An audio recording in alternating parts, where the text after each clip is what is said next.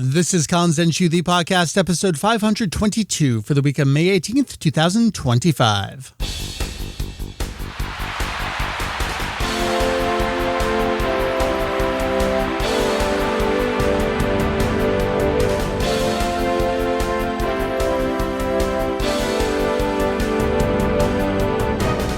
Well, hello, everyone. Welcome back to another episode here at Kanzenshuu, the podcast, an extension of the all-encompassing Dragon Ball fan site, Kanzenshuu. We cover anything and everything Dragon Ball and Akira Toriyama, and sometimes Kazuhiko Torishima, in hopes of enlightening and a little bit of entertaining. My name is Mike. You may see me around. You may know me as Vegito EX.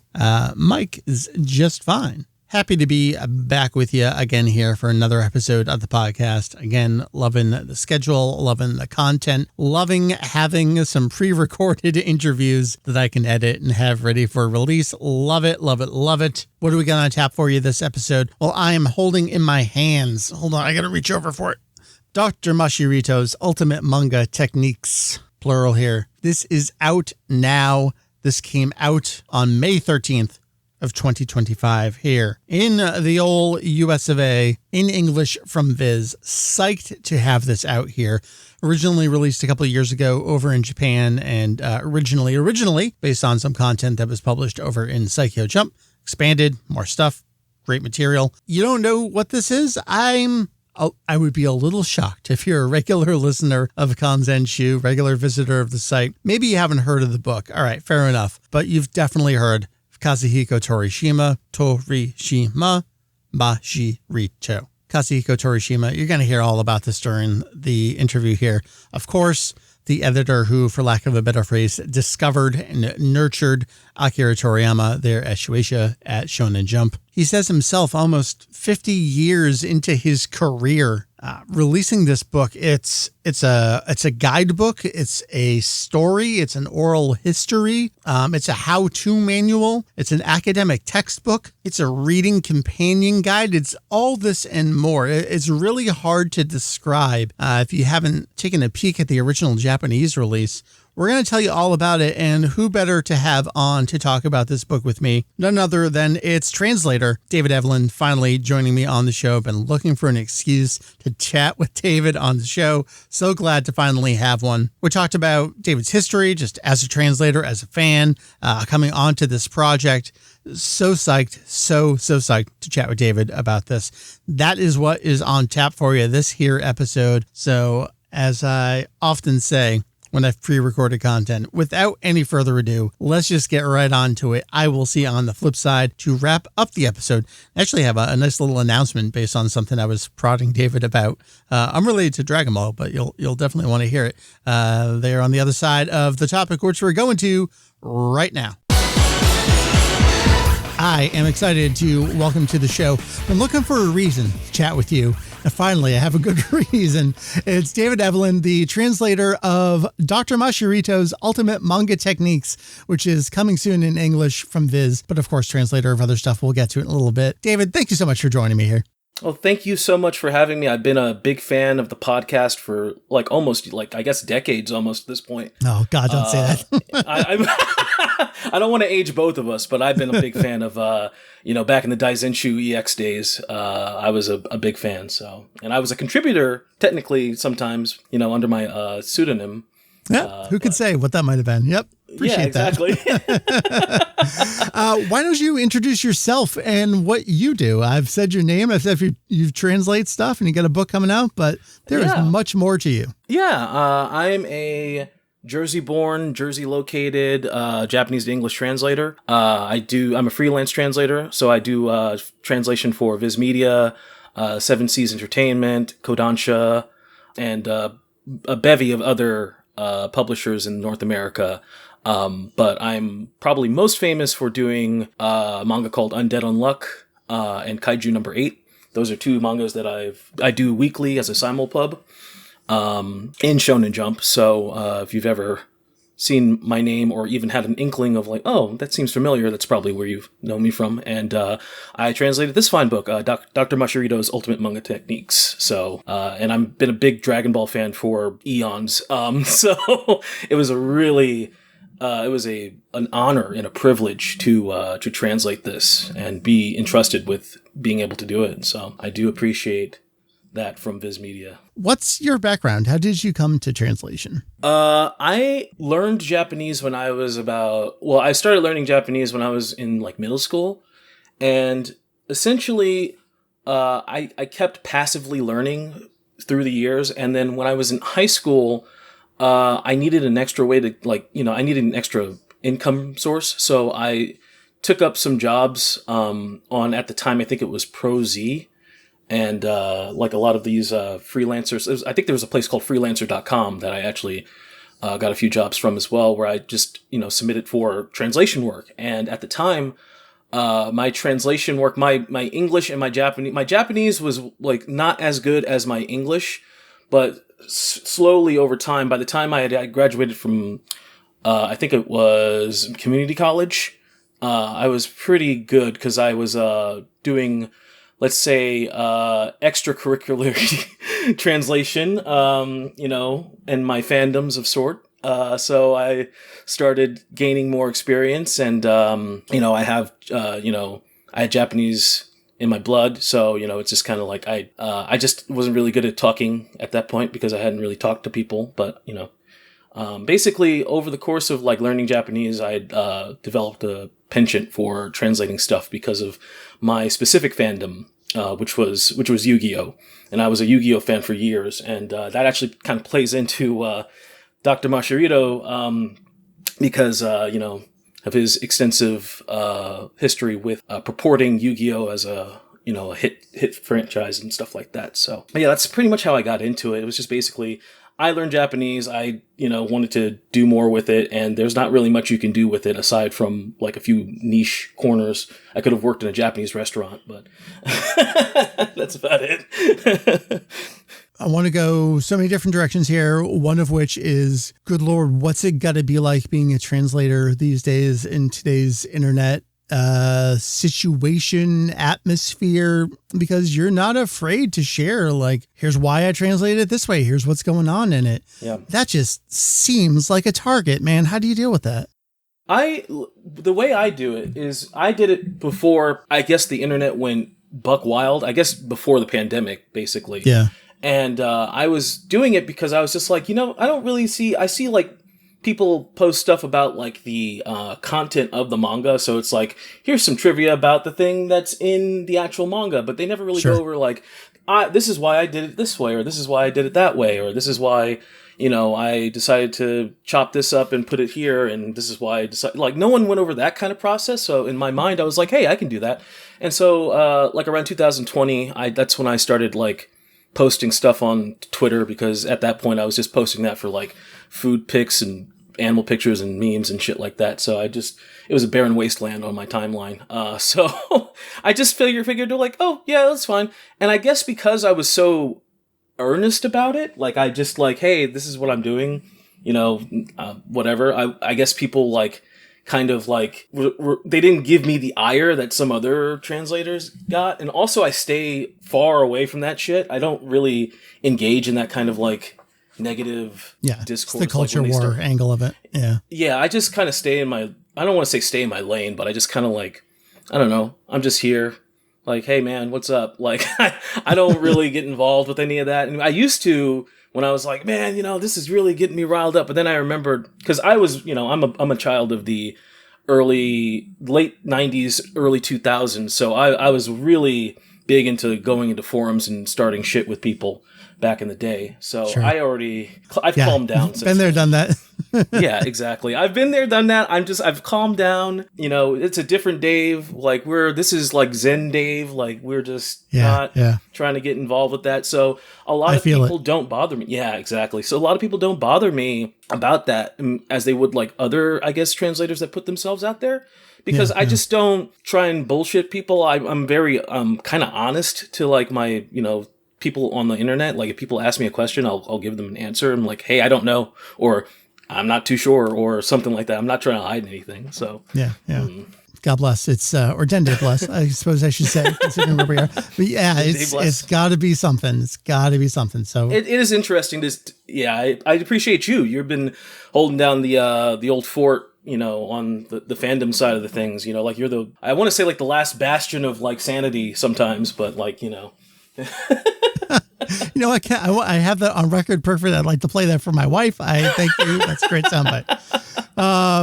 Man. All right. Let's talk more about so much stuff. I want to talk about the book. Sure. We'll save that for a little bit, depending on when this comes out. We're going to try to tie this podcast episode to the release of the book. So we'll chat about the content there, but I want to talk more about your process and what it's like. I think, we had Brandon on the show recently, so we were talking from the letterer perspective, like what it's all just a freelance hustle, for lack of a better phrase. I mean, virtually no one is a full-time salaried position doing this stuff unless you're actually, an executive at the company. So as a translator, like walk me through. A new series starts. Do you bid on it? Do you get asked to do it? Do you throw out there and say, hey, anytime, Kishimoto's doing a series, I want first dibs on it. How do you get kaiju? Okay, so I guess I can start with, I've talked about how we actually went to the whole thing about kaiju, like the acquisition and me coming on. With that series specifically, it had come after, because I want to say, and without getting into too much inside baseball, I guess Viz Media will, for certain series, if it's in the magazine proper, they have to do it. Like it's like obligated for them to do it, so they need people to do that series. If it's something like Kaiju number 8, where it's Jump Plus, they can bid on that and be like, hey, we want to do this because we think that it's going to be popular, or we think that it'll be a good fit on the Viz Shonen Jump website, as opposed to just being on like the Manga Plus website, which is Shueisha proper. Right. Yeah. It's not just a subsidiary kind of thing. So for Kaiju, they saw that it was getting Spy Family numbers on chapter 2. So they were like, we need to get this pronto. So the bidding, and they basically filed the paperwork, and they got all the pre-planning out of the way. And my editor from Undead Unluck, Carla Clark, wonderful, wonderful lady, and I love her to death.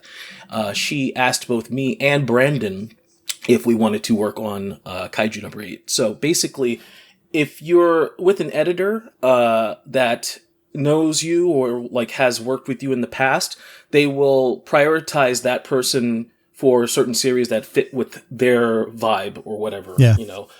It's very similar kind of to how editors work with mangaka almost, but like to a lesser extent. I think we get paid less, but yeah, in that sense, like it's usually just like the editor of a series. If they know a freelancer, if they don't have to onboard a freelancer, or even if they do, like in the case with Carla, like Undead Unluck was my first manga officially ever, essentially. So like she had to onboard me, but we gelled so quick that she just put me on other projects, and then other editors got my name, and then I'm getting passed around like the company Blunt at the Viz office, doing all sorts of stuff. So. So it's the editor that approaches you as the translator, and then also the letterer to be like, all right, this is the team I want for this. Yeah, if you're like starting off and you're like you haven't been onboarded yet, then yeah, like you have to like contact people in order to like get in, get tested, get vetted, so you can like start on something, and then like if the editor wants to get you in on something, then they'll bring you in. Actually, it's funny because I got into Viz because of my one friend, and I always tell this story, and he probably hates me for it.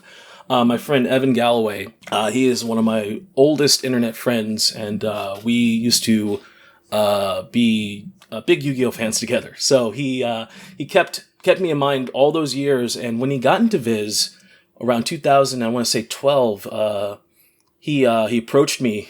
He was like, hey man, I got this series that would be perfect for you. I just got into Viz, but let me see if I can, pull some strings. And I was just like, oh yeah, man, just keep me in mind. And 4 years passed, and I heard nothing. But he reconnected with me like back in 2019. In 2019, and he offered another book because now he had more clout. And that was the Tokyo Ghoul art book Rizaki. That was my first project with Viz, and he told me like the project he wanted to get me in on was JoJo's Bizarre Adventure parts 1 through 3. And he ended up translating it himself by 1 to 3 by himself. So that was when I heard that, I was just like, wow, that's crazy. Was that your baptism of fire? And he's like, yeah, pretty much. But now I have enough now I have enough saying power to like, get you in through the back door. So I didn't really test with them, but I knew someone, and at that point I had been translating for almost 10 years. So it was like, not like I was some bum off the street, Sure. But, yeah. Oh, that's really interesting. Yeah. It's always you think about the alternate dimensions and like what you're translating over there. That's interesting. Yeah. It could have been JoJo's. Funny. Yeah. It would have been nice, but I think this path is the straight and narrow, and I think it's good. So nice. Tell me a little bit. I talked about this with Brandon. What's the working relationship like so you've got the editor who's not the Japanese editor. It's someone over here who's handling it. Yeah. Mm-hmm. What's the working relationship between the editor and the translator and the letterer from your perspective? Like, how does the workflow go? Who gets what from what person? What do y'all chat about? What's kind of like the official work chat versus, hey man, what's this over here kind of thing? Yeah. So, I guess because, the way that like we do it I'll just use Viz as an example here because it's mostly we're talking about them. We mostly communicate via email, and depending on who the editor is, like, or who the editor's personality, we can get slightly chatty, or some editors are strictly business and they don't like, they just kind of like, here's the facts, ma'am, like, send you work files, and then you're like, okay, I'm done. But for the most part, I mean, it's sort of like the letterer and the translator will never kind of see each other. So it'll just be like those two entities talking to the editor as sort of like a mediator, and then the editor compiles everything. And if there's a problem, like say the letterer has the script that's edited from the editor, from the translator, and they find like a missing line or something like that, they communicate that to the editor, and the editor tells like the translator then gives them the missing line, and then they communicate that back to the letterer. Some editors will just pile all the staff. So me, the translator, the letterer, the editor will be in one big group email. And so like, there's no miscommunication. They'll just be like, okay, we'll just put everything in here. Right. So, it's a different process for a different editor. For every editor has a different process, I should say. And, but most of the time it's through email. There's no like work Slack. They have their own Slack and stuff like that, but that's not for freelancers. We have to sit at the kiddie table. So. Yeah, got it. Tell me a little bit about your translation process in general. What does that look like? Is it that you sit and you just read the whole chapter? You go page by page? Once you're ready to do it, I don't even know, because this is not what I do. So I need you to tell me, what does that look like? It depends on what I'm actually working on. So like, yeah, I'm sure. Let's say like a simulpub chapter, because those are like, depending on what it is, like 19 to 21 pages or 24 pages or something like that. So it'll come in one like PDF, and then like if I have the time, I'll skim through it just to see what's going on in there before I actually start jumping into it. So if I see something that'll give me like an extra big problem turning into English, I'll sit and lament, drink some Jack, and then hopefully come back with an idea. And like for a volume, like, because I do like multiple volumes at the same time. I can't read everything in like a 177 page or 178 page volume if I'm doing like 4 of them. So sometimes I just kind of like wing it and just like, I'm reading as I'm going, essentially. And in my case, I tend to translate something that's a little bit more literally, and then go back and then like fix it. But in the most case, like nowadays, since my schedule's so packed, I just tend to like go everything in one shot. Like, okay, this is just what I'm going to put down. And if I want something different, I'll come back to it later. It's been like good so far, like doing it that way. But I feel like The seams are going to show at a certain point, so maybe I need to like calibrate my technique because I've been loading myself with so much work. It's just kind of been like, okay. But generally, I try to do like a first and second pass at something. Like if I have a particularly difficult like passage, or like there's a like wordplay that's been like bugging me or something like that, I'll take like a walk. I'll like get up from my desk and like kind of think about it and stuff like that. I've like had like conundrums like that, and then I like take a shower and I'm like, Eureka! And then I, stumble out and go to my phone and like put it down so I don't forget and whatnot. So it's sort of like that. That makes sense. It's familiar to me from Julian's translation process sometimes, where he'll, I'll ask we're doing a news story or something. Yeah. And news is different than something like a comic versus a book. And I'm sure we'll talk about that too, where that's like, you almost want more literal for that because it's just a statement of fact. But often he'll translate something and then like 3 hours later, I'll get a ping. It's like, I thought of a better way to say that. And like, he'll edit what he had in there. Like, damn it. Like, I already published it. What are you talking about? You can't change it after I've posted the news story, but it'll be, minor where it's not really important. It's just a turn of phrase. But yeah, are there any idioms or turn of phrases that you've really struggled with? And you're like, oh shit, that's a really great way to say that. Yeah, there are. It's just like, I can't remember in any of the top of my head for the most part, but like, there are times where I'll look at something and go like, how in the hell am I going to put this in English? And then like, I'll do it. There's a good example of that, actually. I was in Japan with my friends and we were in like a cafe and I was doing one of my new series. It's called Sid Craft Love is a Mystery.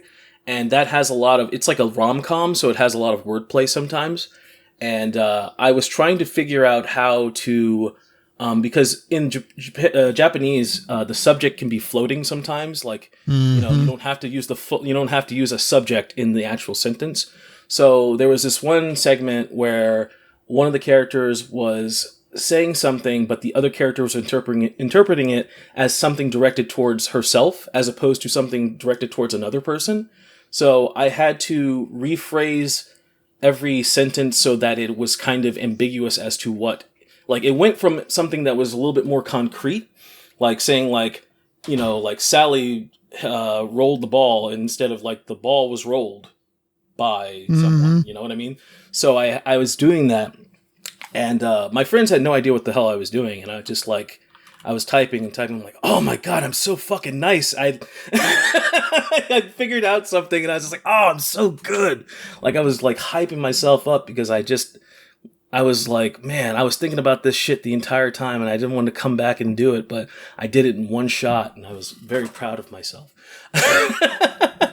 I like that. For simulpubs, like, okay, you're going on vacation. I guess you got to take your work with you, huh? Mm-hmm. Mm. Yeah, I take my work with me anywhere. Like, when I'm on vacation, sometimes if I'm like an extended stay somewhere, I'll take my laptop, just because you never know when... Because I'm basically on call, you know what I mean? Yeah. And I have to like make sure that I can allot enough time to do something. And it's funny that you mentioned that Julian would email you about like something that he's like, oh, this phrasing could have been better this way. I've done that with simulpubs because of the nature of the beast, where I don't know what's going to happen next week. So maybe something happens where like, one of those floating subjects gets those pesky floating subjects or something like... a detail that I didn't know happened, and, foreshadowing or something like that.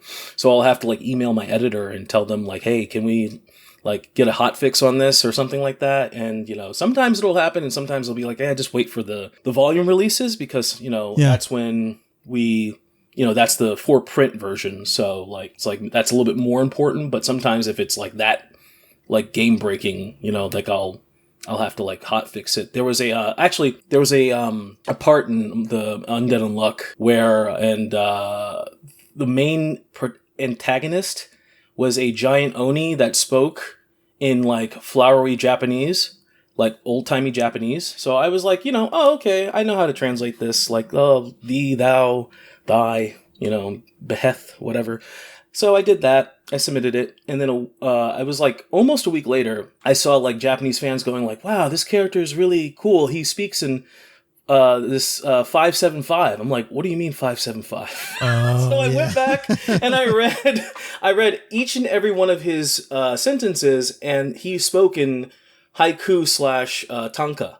So I had to email my editor who was about to go on maternity leave, and we refixed every single line of dialogue in that chapter and hotfixed it, put it back up, because you couldn't like not fix it. Man.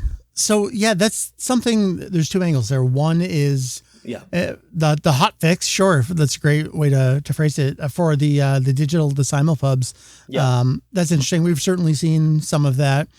We talked about the change from Bardock to Bardock, stuff that goes along with that. But yeah, I've always been curious about the final print version, which always seems like it has a translation pass on it. Is that something you automatically do whenever there's going to be a print release, or is it something that gets requested of you, or is it at your own insistence, maybe? Well, usually they give us they'll give us the volume, because the volume itself is going to be different from, the weekly magazine release anyway.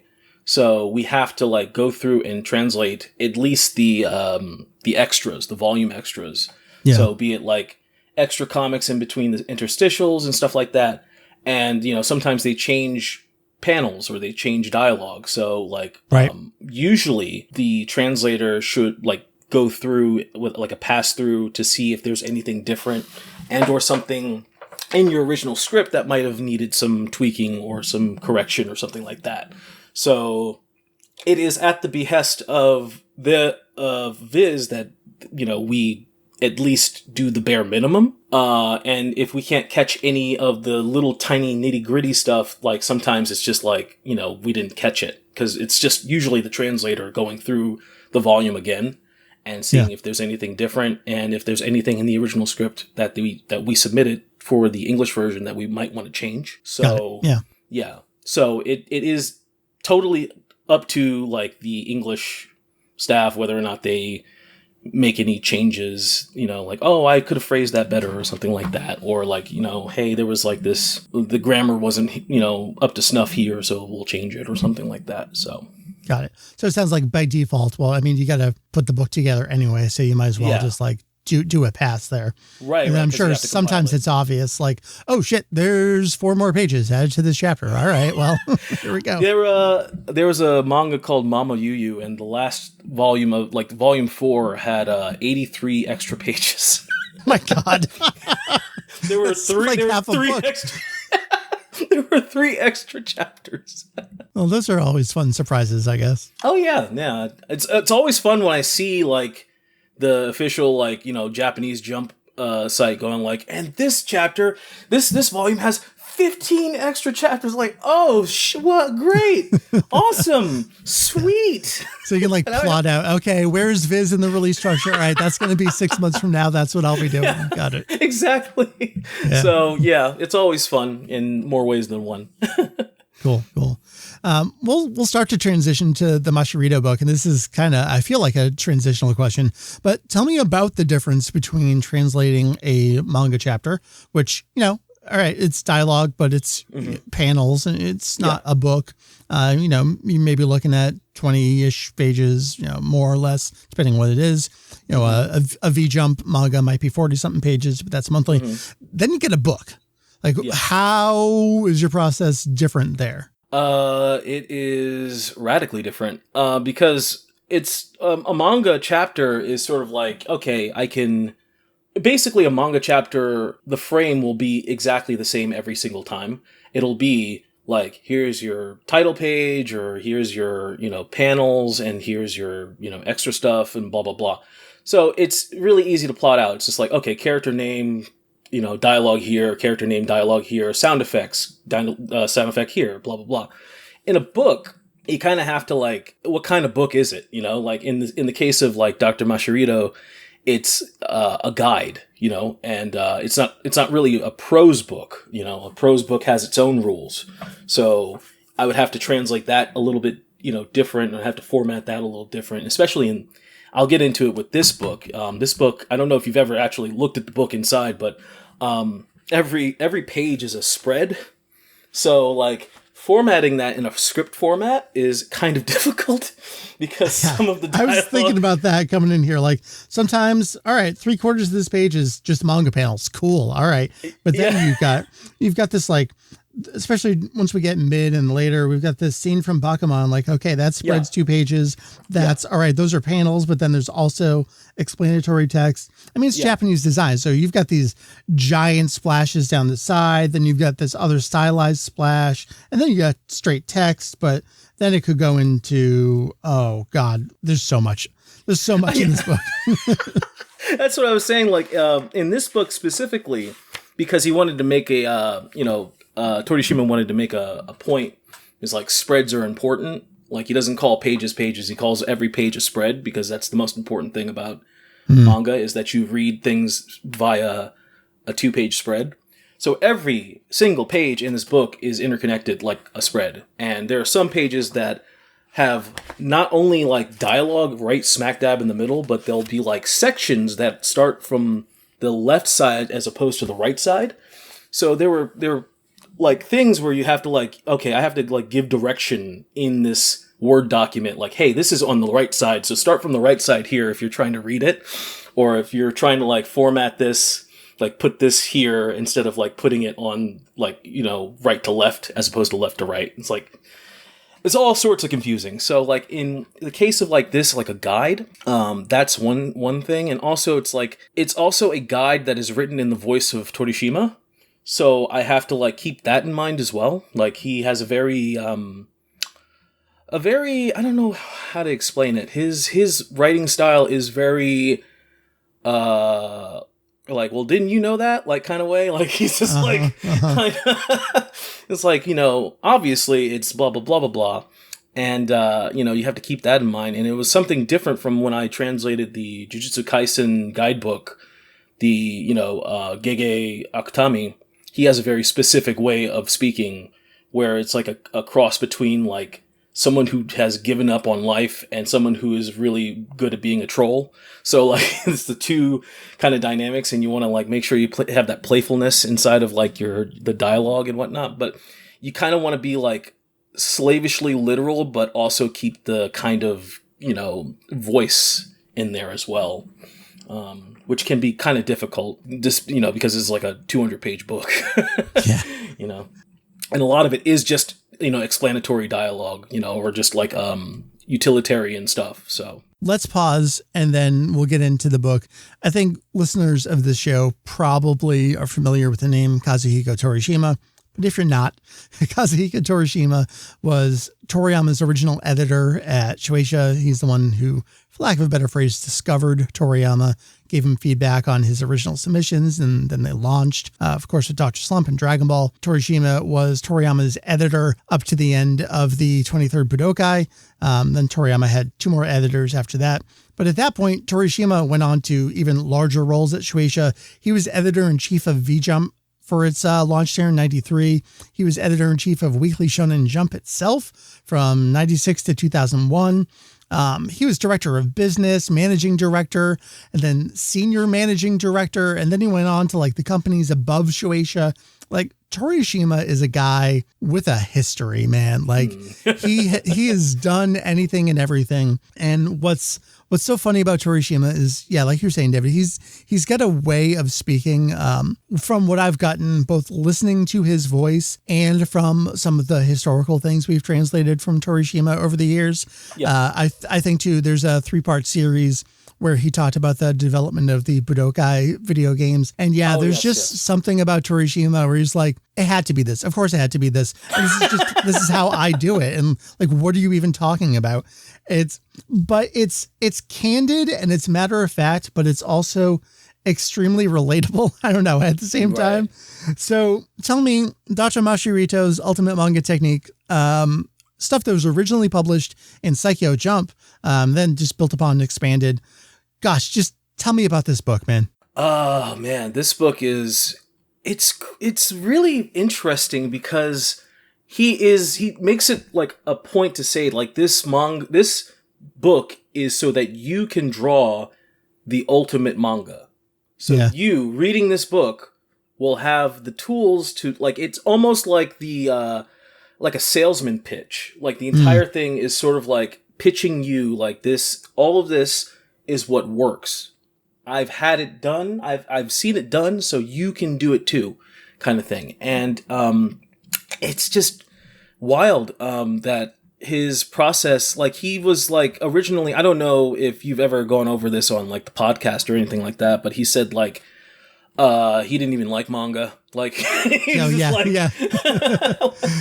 just Toriyama talks about that. He's like, I met this guy and I thought he was some old guard. Turns out he'd only been there 2 years. He doesn't even seem to like the things that we're doing. So why am I working with this guy? Yeah, it's great. He said like he would go to the building across the street, which was Shogakukan, because Shogakukan and Shueisha share like the same building, and he would read shoujo manga, and that's how he's like, you know, shoujo manga, this stuff is really good, but the shonen manga that I read sucks. So I need to I'm like, well, why can't it be more like this? You know, and he was very novel in the sense that he took ideas from a genre of manga that was outside of his, like, you know, forte, and kind of wanted to incorporate some of those into, you know, the people that he was managing as editor.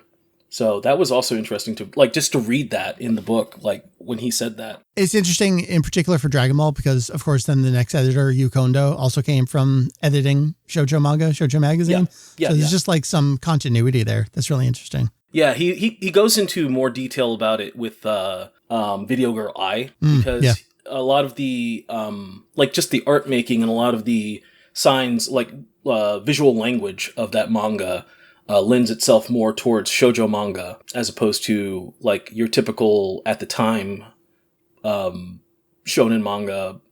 And that kind of bled into the magazine because that was like when, I guess, Hibari-kun and stuff like that came into the magazine as well.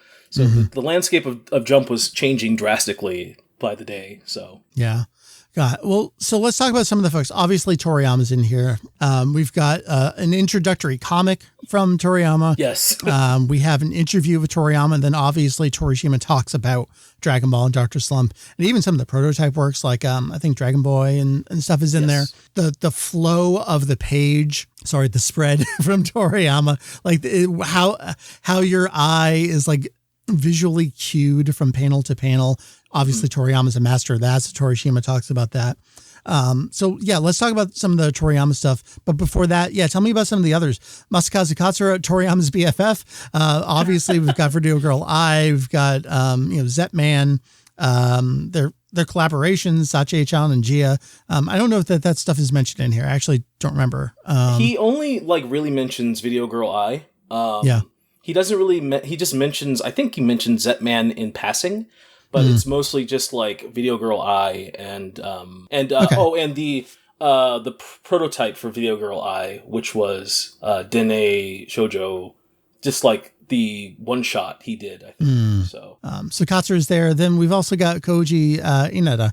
So so it's like a good mix of folks, and obviously Bakuman comes up after a while there. Of course, it has to. So why don't you just give me a run through, other than Toriyama, like what are some of the highlights from some of those other folks in the series? Well, for Katsura, he really goes into the visual language of Video Girl Ai, where it's a romance manga. So he had this guy who basically had never really written romance in his life to write a romance manga. So I think he told him to, he gave him, I forget what movie he told him to go watch in order to, prepare for it. But he told him to watch, a romance movie and also watch, Star Wars and Indiana Jones or something like that to learn about, just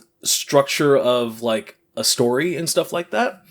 And just how how a crawl, the crawl of Star Wars, you don't need anything other than the crawl to tell you what's going on, and it doesn't have to be some flashy thing. It's just stars on a black background, and it's just like, here's the crawl of outer space. But like, just to show like minimalism is like a thing that you can do in manga. And for Inada, he actually goes through like how that was that whole thing with it being like a tie-in for Dragon Quest III, and the fact that the first 2 chapters, which were basically like the one-shot / pilots, ended up being a continuation into the actual first chapter of the manga, which was like that. No one really had done that before either. So that was just something that it's like, okay, well, we're going to introduce people that are coming into this to that story, because it had, taken off so much. And just a whole bunch of other stuff too. Like, very interesting stuff. Like, just the way that he manages this stuff, it sort of makes it seem like he's some sort of super genius.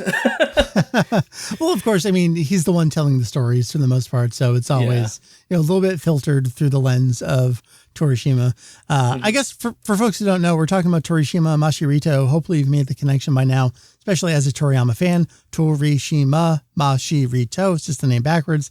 Evil scientist that Toriyama put into Dr. Slump as kind of a get back at his editor there, always including the editors in the series. And I think that's kind of what's funny about Bakuman, is that like it never really ended for Torishima. Yeah. And in the end, he ends up being like you said, like it was sort of a get back, and he's just in the fucking manga at that point. He's just there, and he's spouting all this like flowery dialogue and stuff like that, and raising glasses and stuff. It's like, oh my god. So let's talk about the Toriyama, the Dragon Ball stuff a little bit. That's why folks are here, but hopefully they enjoy the rest of it. The interview, I think, is interesting. Some of it's basic stuff where it's, Toriyama from the advertising industry, and I saw your bubbly letters, and you drew well, so I brought you into the fold there. So we get a lot of the same stories over and over there. Another story we got was, why is Super Saiyan here the way it is? Oh, it's going, didn't have to black it in. So we get some of the greatest hits along the way here. Yeah, we get some of the, did you know that Dragon Ball facts of the week in this interview. Actually, funny story, when I was like trying to translate this interview, and I was like trying to look up, sometimes like when I'm translating, I'll like Google stuff just to make sure that stuff is like correct or whatever. And I got your site a lot. That's what I want to hear. Yeah. It popped up a lot.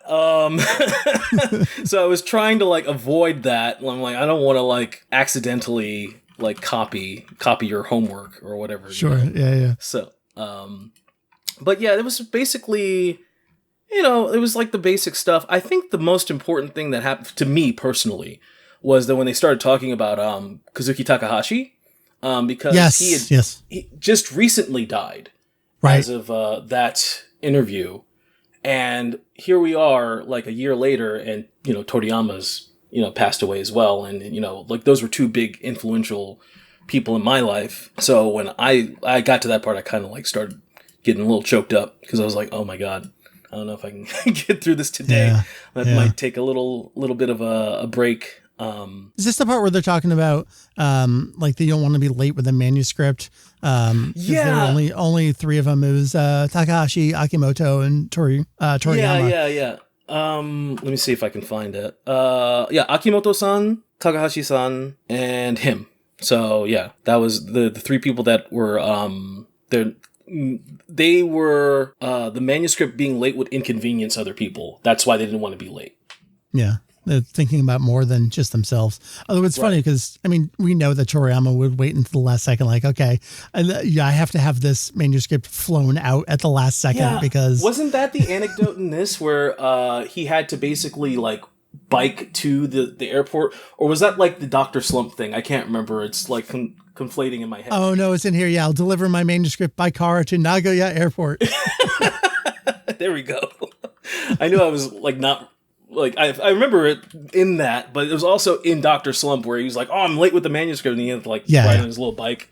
Yeah, it's actually in Dr. Slump. It's a real story there. But yeah, like, him not being late, and or like the concept of like, oh, I can't be late because it'll inconvenience other people. The thing I really like here is when they talk about Demon King Piccolo and Torishima is like, oh, it's just that one swipe of the hand. That's when I knew like, oh, we really had our like truly evil villain here. That was, and I think they go through that entire thing. That's the, where they're talking about the eye line, like the flow of the panel. I think that's actually the same, thing that he's talking about there. How that was basically, yeah, we got it.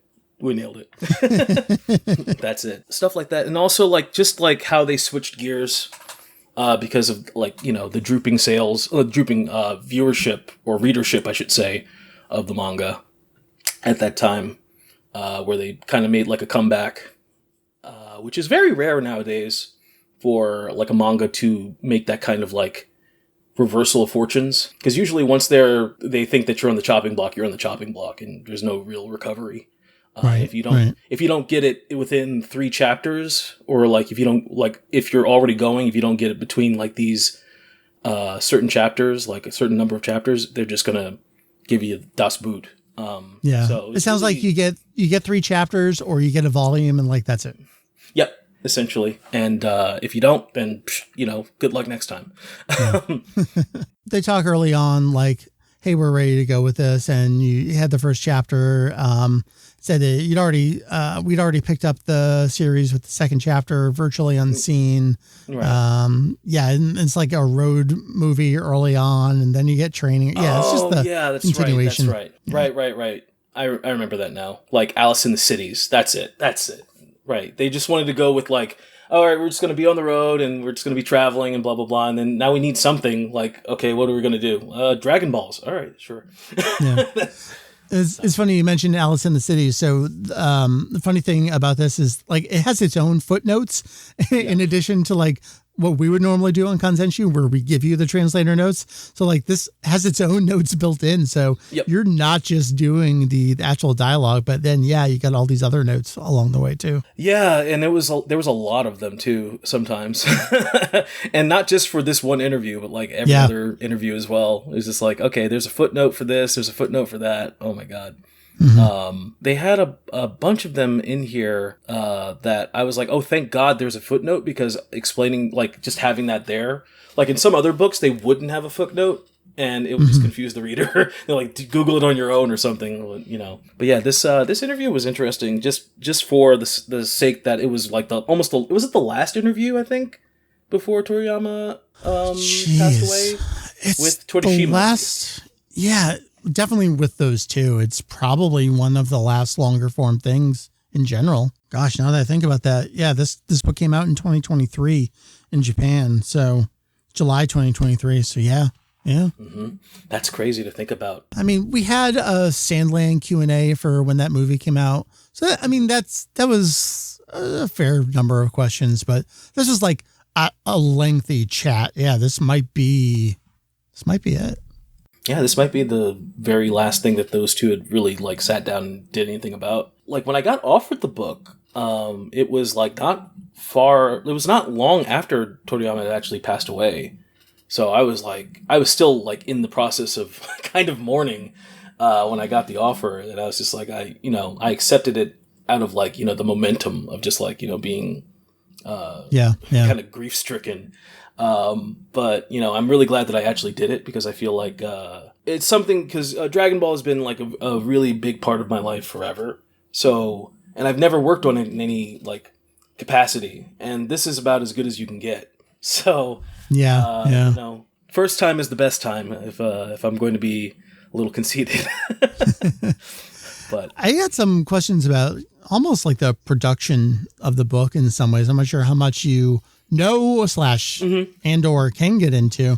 But this is more of a personal thing, but just knowing, okay, covers Toriyama, like, oh shit. All right. Well, that's all of Dr. Slump. That's all of Dragon Ball. Obviously you would have read this stuff.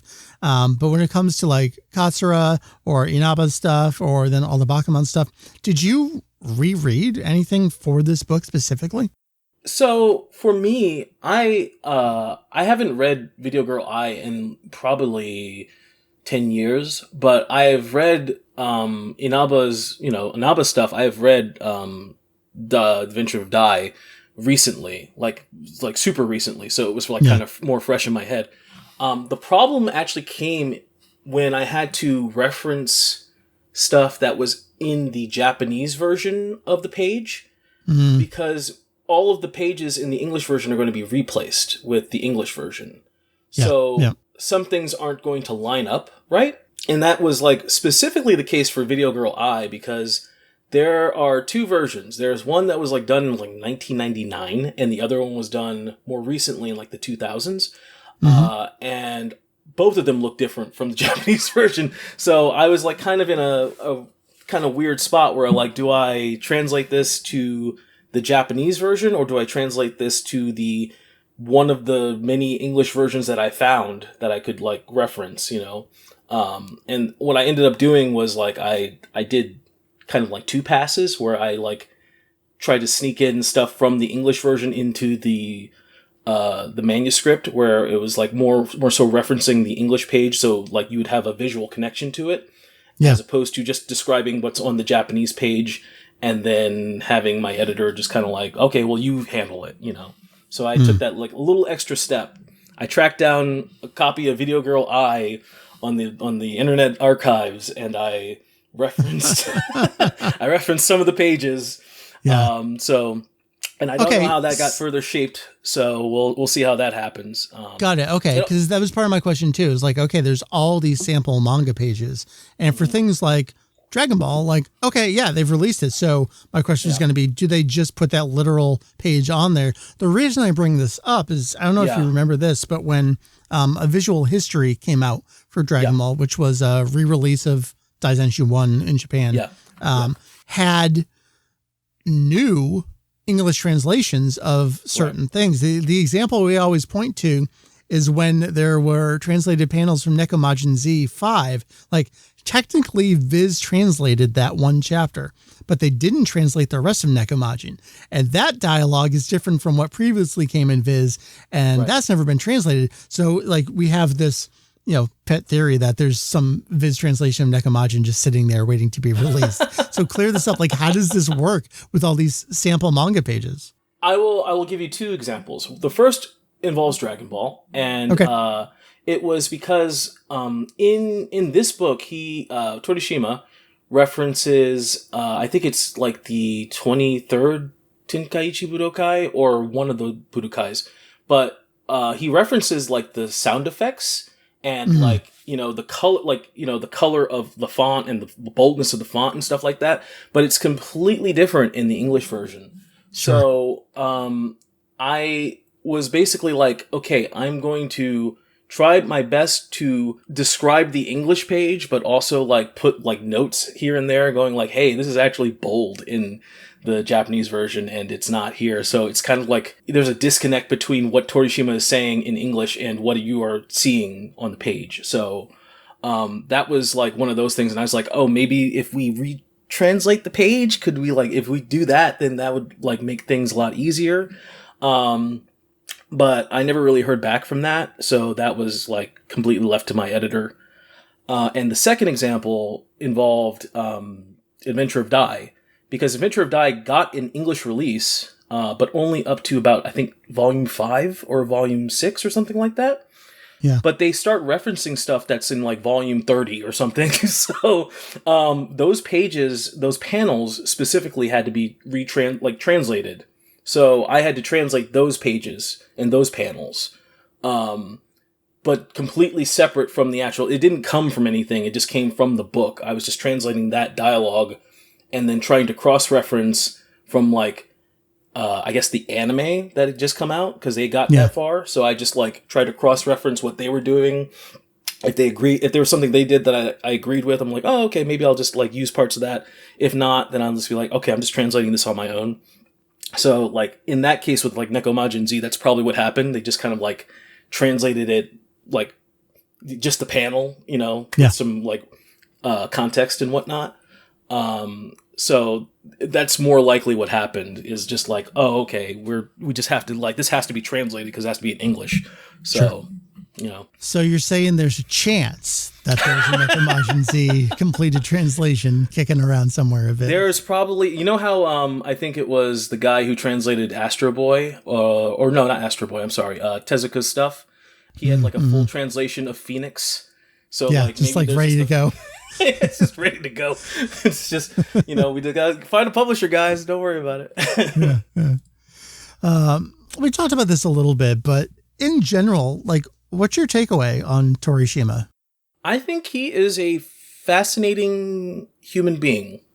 I think that, because I don't know him personally, but I do think that he is a person that has a lot of ideas.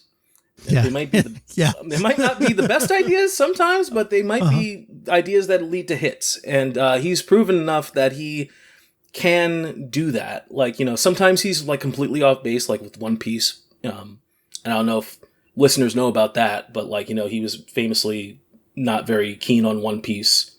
And I think they talk about it in the book, actually. So if you want, you can read more about that. But he was like the one in the serialization meeting, because Shonen Jump has like a meeting where like if you're going to get a series, they'll approve which series we're going to go in the magazine.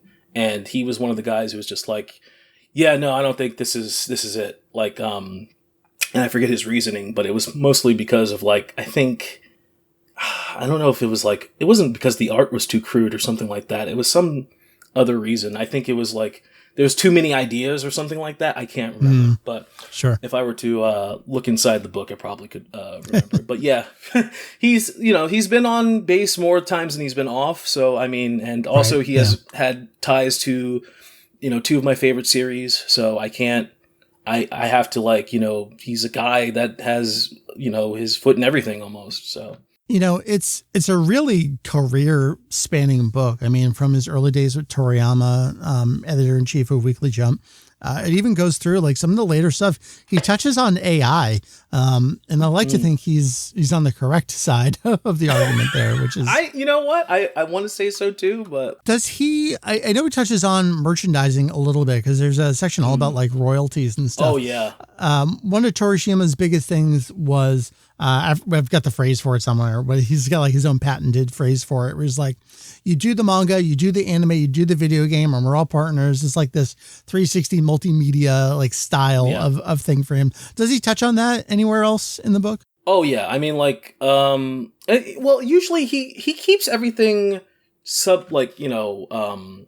segmented. So like not to overlap, but he does touch on like, media mix and like stuff like, merchandising and stuff like that earlier in the book, but then he really goes down to the nitty gritty, like later on. Like there's like a whole thing about like, sales figures and royalties and essentially like how manga artists get paid and stuff like that. Yeah. He's got like the whole like section on, mixed media franchising, and how like, anime and manga are kind of like intertwined, once they hit a certain point. Yeah, just like he goes into like gross detail about a lot of stuff, like more so than I expected him to actually do in this like manga making book.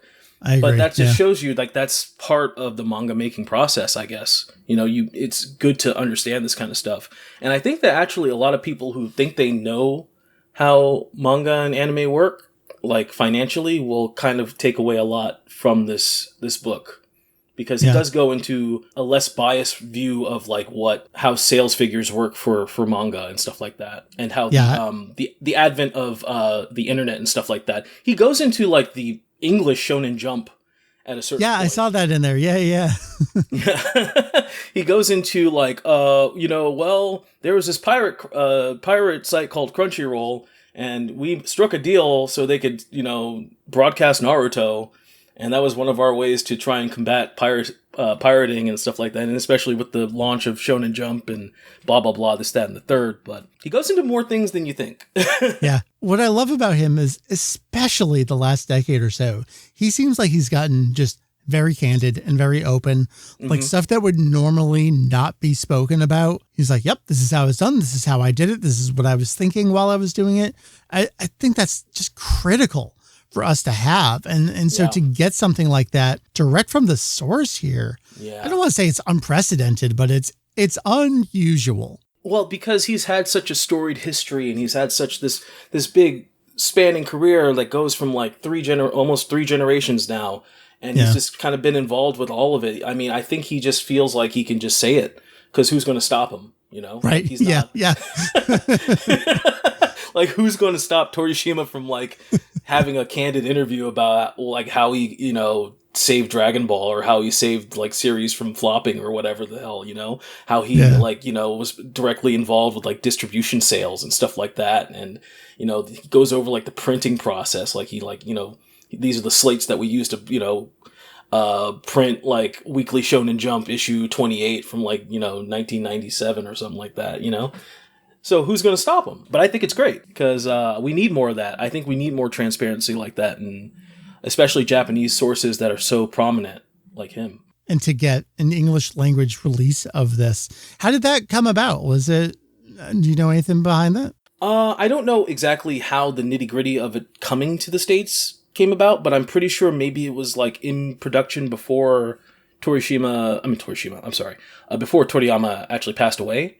The English language release has a foreword written by him that's exclusive to the book itself. So he's very, maybe it was like a Torishima thing, like he wanted it like done for the, you know, the States so they can also have like, he can impart his knowledge on us or whatever. But he was very directly involved with like at least the marketing of this book in English. So I'm not too sure how it came about, but yeah, probably something to do with him. I'm glad it did, because there's so much of this supplemental stuff, whether it's Dragon Ball or Toriyama or the expanded world of Shueisha stuff, that we just don't get. I look around this room, I'm like, well, 99% of this is never going to be in English. It's nice to see one that is. Yeah, and I was very, you know, aside from like, you know, working on something that had to do with Toriyama, I love stuff that is like, let's look behind the curtain. Let's, you know, talk baseball, like, you know, inside baseball. Let's see how the sausage is made. I like that kind of stuff. And I like that kind of granular detail that you would give. That's something that most people, their eyes would glaze over, but you know, it's, you know, really important stuff if you want to like understand how your favorite thing is, you know, produced, or, you know, how it's marketed, the importance of certain things, like, you know, multimedia and, you know, it's, you know, various tie-ins, video games and stuff like that. I think that's like very important. And especially because, you know, most of the series are so old, like they're, you know, from the 80s, they're from the 90s. They had a different way of marketing them towards, like he said, for Inada's work for Dai no Daiboken, he said that he wanted a protagonist that was about the same age as the readers, you know, as like a middle school kid. So, you know, I don't know if that's something that nowadays some people in Jump would think about, you know, or some editors would think about too. It goes into like how editors nowadays aren't trained to raise a mangaka, how they don't really want to nurture a mangaka to make him a person that produces hits. They're just sort of like going through the motions for the most part, and how we've kind of lost that with most manga editors nowadays. And like a lot of interesting stuff that he just talks about, like his mindset towards the like manga making in general is very fascinating to me. It's so interesting because a lot of that sounds like old man yelling at cloud, but at the same time, we think about like, what is the current state of manga? Like, okay, well, it doesn't have the circulation and readership that it did in the 90s. Okay, so we got to have hits. Okay, well, we have One Piece. All right, how are we going to do? You think about even just Torishima and Toriyama. They go over this here. I don't want to say it's a legendary story, but we know like he was working on Dr. Slump. We know Toriyama intended Senbei to be the main character, and you know they had a bet between each other. That's how Tomato came about. Tomato, yep. That is the nurturing that he's talking about. Or like he sees something in this artist, in this author, and he wants to bring out the best in them. And yeah, they're probably going to disagree along the way, but yeah, they had a friendly competition about it, which is really fun. And they had the friendly competition of, hey, I want to stop drawing Dr. Slump, and can I do that? He's like, well, only if you make another manga. Right. What kind of like Sophie's Choice is this? Right. But he had the chance and he had the opportunity. Like, okay, they talked back and forth. And yeah. I feel like we all know this at this point. The nice thing is that Akira Toriyama's Manga Theater, now available in English. You can just read Dragon Boy and Tongpu, so you can get the context for what those are. And I know they talk about it here, but yeah, you had the opportunity to be like, okay, we're going to do these prototype works. Before you even start prototyping the actual series it'll become, you get an opportunity to do these one-shots and work on these dynamics of these characters. Like Toriyama's one-shot history is all like boy and girl smushed together going on an adventure. And so like bring it into that era there in the mid 80s, late 80s with these new characters. Like Torishima's a smart guy. Yeah, he's smarter than you may think of manga. Well, he calls himself like a manga editor.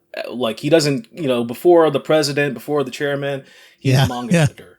And he wants to like impart that knowledge of like all the know-how that he's accumulated over the years, what he saw in people like Toriyama. Like he went over his house and he saw him like doing like inking his manuscript while watching Jackie Chan movies in the background, So he's just like, well, why don't you just draw manga out of that? Like it's very interesting just to see like the dynamic he has between like Toriyama and Inada and Katsura. Like all of them have different interplay, Yeah, he's a very interesting guy. That's all I can really say about to sum it up. Yeah. So I'm going to apologize because I put this question in the Kanzenshuu patron chat way too late. So I asked folks, hey, do you have any questions for David on the show? We got one from our buddy Jake Lunar. To run through this real quick. When prepping your script, does Viz provide any guidance or notes from the original publisher or author? And this is like a multi-part question. So like notes from the original, we touched upon this a little bit. Are there any limits on online or unofficial research? You mentioned like, okay, I got to reference so, I'm going to look for that. Yeah. And I got to search up Torishima's. All right, here's Kanzenshuu again. Okay, I got it there. Yeah. So there's some of that we already talked about. So maybe talk to me about like style guide stuff that you get either from Viz or original publisher demands. It depends on whether or not the series is fresh. Like if it's a brand new series, let's say like Undead Unluck. Like I basically made the style guide for that because there was no style guide. Sure. And then like once an anime got approved, our style guide went to the anime producers and they were just like, okay, we want to spell this character's name this way. That has no bearing on us because our stuff is already in print, so that's not changing. Right. But if you want to spell it that way, there's a character I know in my manga in Undead Unluck called Gina, Gina. We spell it, but they spell it Gena. Mm-hmm. And to Discord, it's Discord, but like whatever, like that's them, and this is us, so whatever. But if it's like a established series, like I don't know, like a Dragon Ball or a One Piece or Naruto, they usually have like their own Bible, and licensors will be more stringent with changes to their stuff. So they're like, you have to, do it that way. That's why there's such a big mess about Dragon Ball terminology with the Viz version, right? Because that's its own separate beast. And then they have like, stuff that Shueisha gives them, stuff that Toei has, and stuff like that. And it's just like, okay, that's just its own macrocosm of nonsense. Some series like I'm on another series by Boichi, the Dr. Stone, and it's called The Martial King, and the main character's name is Jimu, like which I translated as Jim, and then chapter 2 comes out and I see that it's been changed to Jimu, like Jimmu, and I'm like, what happened here? So I wasn't even informed of that one. That was like something that literally the licensor, like Shueisha, had given to my editor, and they had to make the change on their end. And I read it, and I'm like, what the hell? So sometimes they don't share that information with me. Sometimes I'm just like on my own, I'll try as best as I can to follow whatever guidelines they give me initially, but most of the time it's not like, unless it is a really big series, a priority series by like a big mangaka or something like that, they'll give me whatever resources they have, but not really, in my case, because I don't work on anything that's popular. I'm sorry. But I mean, the fun thing is, like you said, like you were able to be that style guide from the start. So now you're going to be in the position of 20 years from now, someone's going to be referring back to your work as the Bible for that. Well, that's true. That's true. Yeah. I'm already working. Well, I don't work on anything. Well, I do work on some things that are popular. Things that are great to me, like I work on City Hunter too. So, yeah. And that's its own little kettle of fish. But, okay. Can you give me the 10-second spiel on how the hell do I actually read that goddamn series? Well, you have to at least. Do you have a firstborn child? You might want to put him on the altar of sacrifice and hope to God that you get access to the Manga Hut website. No, I'm just kidding. Anyway, it's a little complicated. I think there's still a guide. Didn't you post something at some point? Yeah, you're like, here's the best way to read this. Yeah, it's basically through their mobile app, because if you read it on their website, it's just kind of like not. Yeah.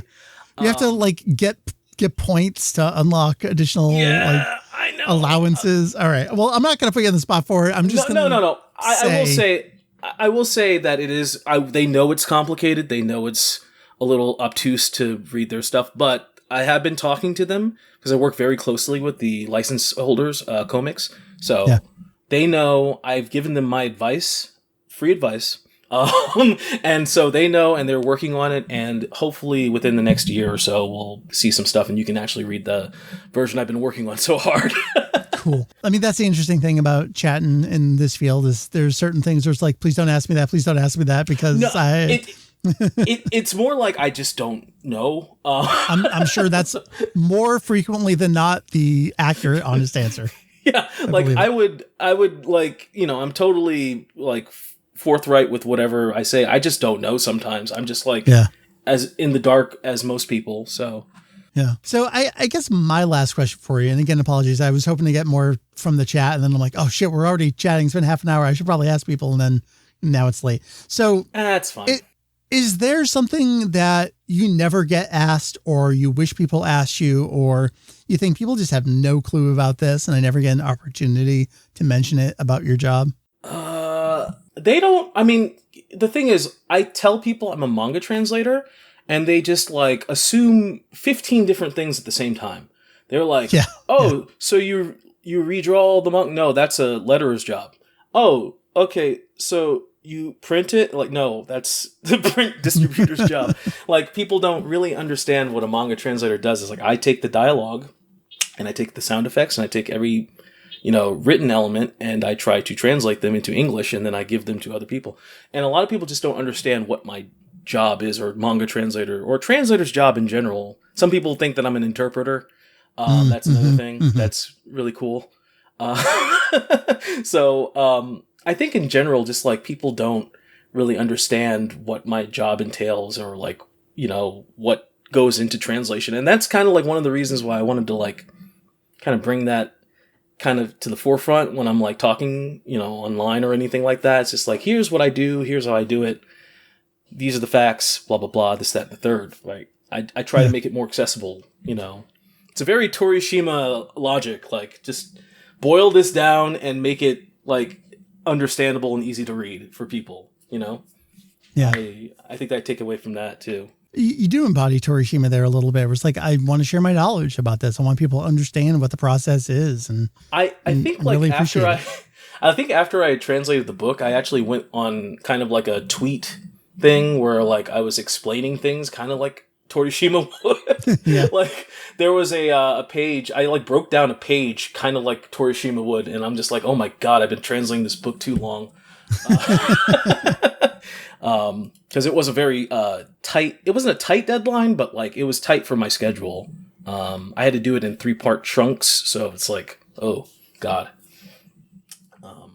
But yeah. Wow. Dr. Mashirito's ultimate manga techniques They added an S, I'm realizing, for the English language release of this. Looking at the back of the Japanese version. It's just technique. So yeah, we get techniques. Pluralized techniques here. Correct English. Who would have thought? Right now, the book is due out May 13th, 2025. So we're going to try to roughly time the release of this podcast episode to that. As I'm recording right now, it's 10% off on the Devil's platform. But you can get it, various other places. I would encourage you to pick it up. It is so rare that we get something like this over here in English. So, David, thank you so much. I appreciate you. Appreciate your time being so open and transparent like this. Last question. Tell me about X-Men. I know you don't translate the books. My wife is the biggest fucking X-Men fan in the world, of the 90s cartoon specifically. What did you do for those volumes? This has nothing to do with Dragon Ball. This is just personal knowledge. So for X-Men, the manga, I forget the actual title. Manga remastered, is that it? Yeah, there we go. I have it right next to me. I could just look at it. X-Men, the manga remastered. There we go. For this title, I worked with the same editor as Torishima, the Torishima book. Mm-hmm. David Brothers, he's an awesome guy. And he asked me if I wanted to, translate some stuff that was missing in the original 95 release of the X-Men manga, which was basically all of the interstitial stuff, like the character stats and little stuff about the X-Men. But the X-Men manga only got up to a certain point and stopped. So in volume 2, I translated, I think, two or three more chapters, which were they equal the Days of Future Past, I think, episodes. Oh, shit. All right. Now we're talking. Or maybe I can't remember. It Morph's here. Morph is here and he's evil. So I think it's around that. Yep. And there was a part of it where Beast was incorrectly quoting Shakespeare and I had to correct it. Nice. So you can look forward to that. It's in stores now. David, thank you so much. So we've got Mashirito, we've got Kaiju, we've got Undead. What else do you want people to be on the lookout for from you? Currently I'm doing a manga, Sidcraft, Love is a Mystery, that's out weekly. I'm doing Goku Rakugai, that's a monthly manga. I'm doing, what else? Said Kaiju already, right? Yes. Martial King. That's also kind of like a bi-weekly manga, by Boichi. It has amazing art. And a lot of other stuff. If you can find a firstborn child to sacrifice on the altar, you can read City Hunter. Perfect. And, that's about it. You can follow me on Twitter. I'm Shin Hiroko, SHINHOROKO. You can listen to me rant about stuff, and I'm mostly posting about Yu-Gi-Oh over there now because I'm kind of like the early days collection where all the GBA games have been compiled into one thing. Yes. Yeah, and actually, I wanted to talk about. I didn't know where to sneak this in, but in the first Yu-Gi-Oh game ever made on the Game Boy, not Color. There's a hidden password system that you have to just frame input a actual code in order to access. Okay. And then once you get into there, the passwords aren't on the cards. They're actually people in that were involved with Shueisha or Konami. And one of them is actually Kazuhiko Torishima. So if you input his name in katakana, you get one of the strongest cards in that game. It's called Holy Knight Dragon. And, shit, really, that's awesome. Yeah, it's really important for if you wanted to get by the early game in that, because you get really poo-poo cards. But he's the best. That's the best card you can get in the beginning. So there you go. Nice. What's it going to take to get you to move over to Blue Sky exclusively? Twitter will have to actually melt. Elon will actually have to have take over, and all of the icon, everything will have to be his face. I'll have to look at his face all the day. I'm not doing that. So I'll move to Blue Sky then. I felt that way for a while too. I'm going down with the ship, but it became too much for me. So. Oh, really? Right, wow. Come on. We'll see you. Come on over to Blue Sky. We're having a good time. We'll see. I mean, next year, if it persists like this, then I don't know, maybe I'll jump over, but we'll see. I love how enthusiastic you are that you think we'll have it next year, but that's great. Well, gotta have something, gotta something to look forward to when you wake up. Yeah, I hear you. David, thank you so much. This was a wonderful time. I'm sorry I kept you so long. I just wanted to keep talking. This is great. Yeah. Oh, of course, man. And I'm glad that you had me. We've always been starstruck lovers in the night, just kind of always looking at each other from the corner. So it's really great that I'm on this podcast, or I'm just talking to you in general. It's just, mind blowing because I've idolized your body of work for so long. Well, thanks, man. Again, much appreciated. Everyone go buy Mashirito. Thank you, David. Thank you so much, Mike, and I appreciate it. Thank you again to David for joining me here on the show to talk about Dr. Mashirito's Ultimate Manga Techniques. It is available now in English from Viz, translated by David. Retail price is $25 on this. It is available physically. It is available digitally as well, I believe. Yep, I see a Kindle listing for it. That digital seems to be $17. In case we haven't sold you on the book yet, put out the call on Blue Sky. You are following us on Blue Sky, right? We're all over on Blue Sky. We're done. We're gone. We moved on. That's the place to be. Put out the call for anyone who checked out the book kind of early this release week. Got a few really good responses here. First up, Rob Reskeeted said, "Oh, cool. That's out in English. Have to get that. Torishima's influence on so many things I love is just enormous." That is absolutely true. He shaped a lot of lives, that's for sure. Our buddy Ken here says, "Haven't had a chance to read any of it yet, but just from cracking it open, I'm amazed by his presentation and layout. It's like a textbook that I actually want to read. Totally unexpected. I could definitely see some fine arts professors assigning this for their courses." Ken, I think you sold at least 2 copies based on that response. We've got Lady C on here who says, "I've been debating getting it. Wasn't sure if it would be worth it, but this was a perfect sales pitch. I'll definitely need to pick it up into the future." And then also a friend of the site, Golden Portable, in response to Ken says, "Oh, that sounds cool as hell. Now I have to buy this book." So David, Ken's helping you out here. Let's see. Oh boy. Pronouncing this name, I'm going to do my best. Zioluax or Zioux. How do you want to do that double L? Zoyua? Anyway, really enjoyed the Ultimate interviews, but also finding out more about royalty breakdown really helps me knowing which to buy to support my favorite mangaka more. Still, it's always funny to read about how Dragon Ball wasn't popular until it became more of a battle manga. I got a few excerpts here posted alongside that. Yeah. We got a couple bummer responses here, not for anything about the content, but Fun60DB says, "My copy hasn't been delivered yet." And then Connor says, "Shout outs to Diamond Comics distributors for not getting this to my comic shop until next week. I want to read it and support small businesses." Excited to check it out though. That is a bummer for y'all. Sorry to hear that, but hey, it's coming soon, I hope. See, Goose says, "I got this book in the mail last night and haven't had much chance to dive into it yet, but I like it so far. I wasn't expecting it to be a textbook for aspiring manga creators.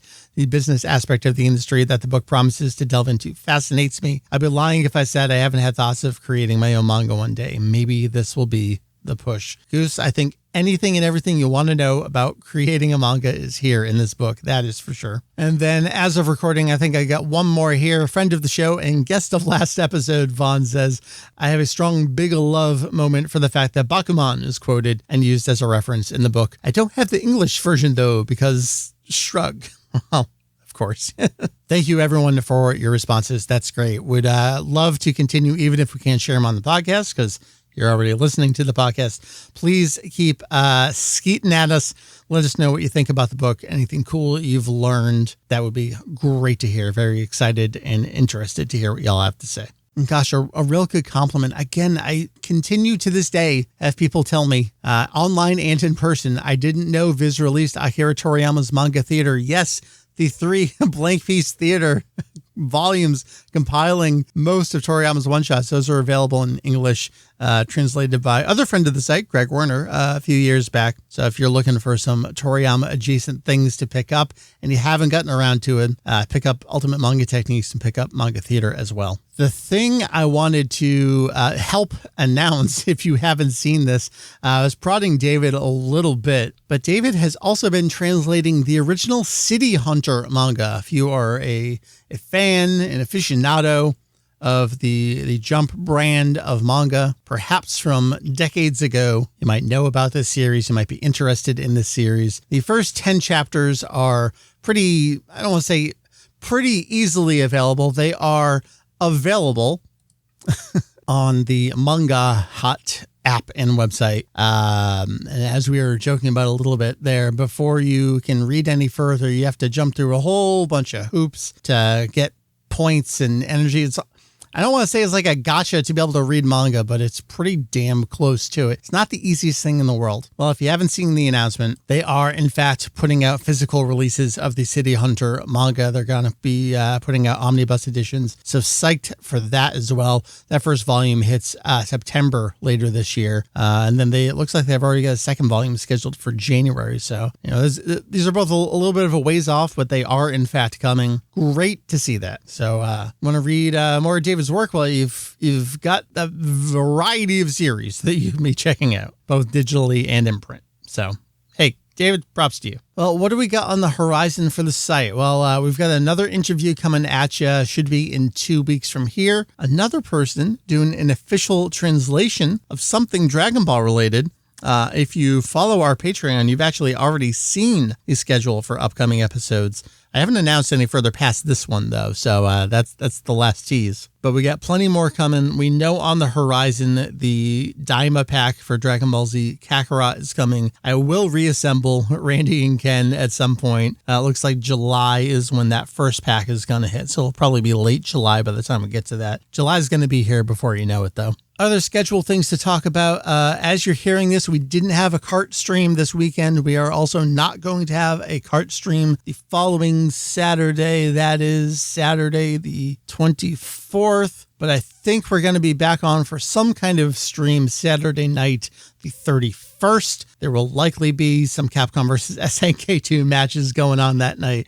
Maybe we'll do a little bit more of a send-off to Mario Kart 8. TBD on that. Otherwise, we got Switch 2 coming. We're psyched to move on to Mario Kart World. With that all said, www.kanzenshuu.com. That is kanzenshuu.com. That is the central location for everything you just heard. Of course, if you like what you hear and what you read, patreon.com/kanzenshuu. We'd appreciate any and all help.